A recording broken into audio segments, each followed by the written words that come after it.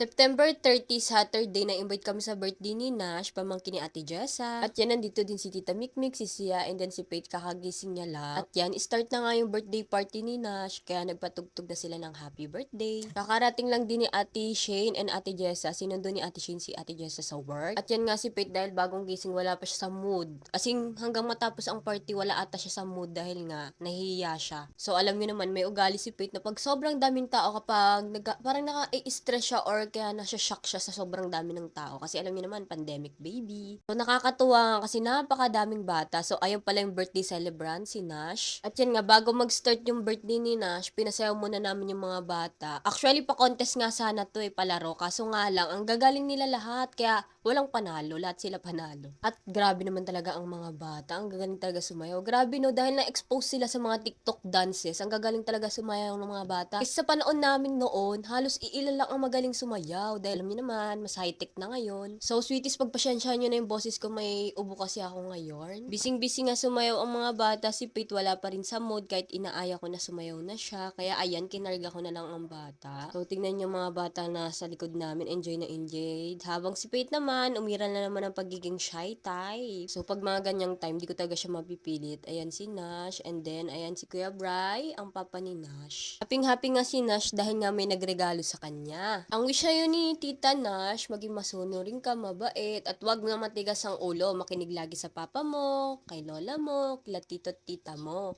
So, hindi naman lahat ng bata laki na makaranas ng ganitong klaseng birthday. Kumbaga, yung mga magulang ngayon, hinihil nila yung inner child nila sa pamamagitan ng anak nila. Meron din talagang mga bata na hindi sumasayaw yan. Nakikita nyo sa hagdan. Isa na dyan si Tito SJ. Ewan ko ba dito kay Tito SJ, dati naman magaling sumayaw to. Nung nag-miss nga ako, ay aba, nagbida-bida, nakikisayaw din. Tuwang-tuwa kami dito sa batang nakablo kasi ang galing-galing ba naman kumembot. Pati yung mga kalaro niyang mga lalaki nagulat sa kanya. So, shout out sa magulang ng batang ito, ang galing ng anak niyo. Gusto ko sana iparinig sa inyo kung ano sinasayaw ng mga bata. Pero ito lang naman yung mga sinasayaw nila, yung mga napapanahong mga usong sayaw. Kung hindi lang tayo makaka-copyright, di ba, why not? Paparinig ko sana sa inyo. So, ayan, nagtuloy-tuloy lang ang pagsasayaw ng mga bata. Enjoy na enjoy sila kahit pawis na pawis sila. Grabe naman talaga tong batang naka-blue, nang lalamon talaga. Yung iba niyang mga kasamang sumayaw, halos nahiya na. Pagod na nga kakasayaw yung mga bata, kaya pinastop na namin at yan, isi-set up na yung pagkain and then magpipicture-picture na with Nash. Tulong-tulong na nga sa pag-aayos ng handa ni Nash kasi anong oras na din yan. Ayan pala si Auntie Beats, ang mama ni Ate Jessa na lola ni Nash. Ito yung salo-salo ni Nash, may spaghetti. Syempre mga bata hindi mawawala ang spaghetti, may pansit, may chicken, and then may cake. At syempre merong panulak na juice. At yan nga, si Nash muna ang pinictura nila. At buti na nga lang, nagpalipag na si Pate niyan. Medyo nawala-wala yung hiya ni Pate. Pero hindi talaga sumali ang bata sa sayawan. At yan na nga si Nash. Picture muna si Nash. At yan, 6 years old na nga ang bata. So, kinder na ata siya or grade 1. Napag ko nga si Pate, kahit saglit lang. Pero ayan, yumayapos ulit. Gusto talaga magpakarga kasi nahihiya siya. At yan naman si Baby Marshall, pinsan ni Nash. O, diba? For the karga na naman ng bata kasi nahihiya na naman. Akala ko talaga magpapalapag na talaga siya. Arrange nga lang at ina-adjust para makapagpa-picture lahat kay Nash. Makapagpa-picture sila lahat. Yan din si Kyle, pinsan din ni Nash yan. At yan pa yung mga ibang bata. O, diba? Napakadaming bisita talaga ni Nash. Yan, magpipicture muna silang mag-ama. O, diba? Happy si Nash. So, happy 6th birthday, Nash! Tapos nga nila magpicture, magtatay. At yan, magpipicture na ang mga bisita ni Nash. O, diba? Napakaraming friend ni Nash. Napaka-friendly ni Nash. Kala ko di makakasali si Pete sa picture kasi nga ayaw niya magpalapag. Pero yan, nakisama naman ang bata. Pag picture naman, nagpapapicture to. Kasi ang usapan namin, pag picture, magpa-picture. Yan naman si Ann, mama ni Marshall.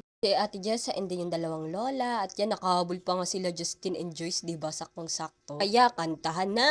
Happy birthday! Happy birthday!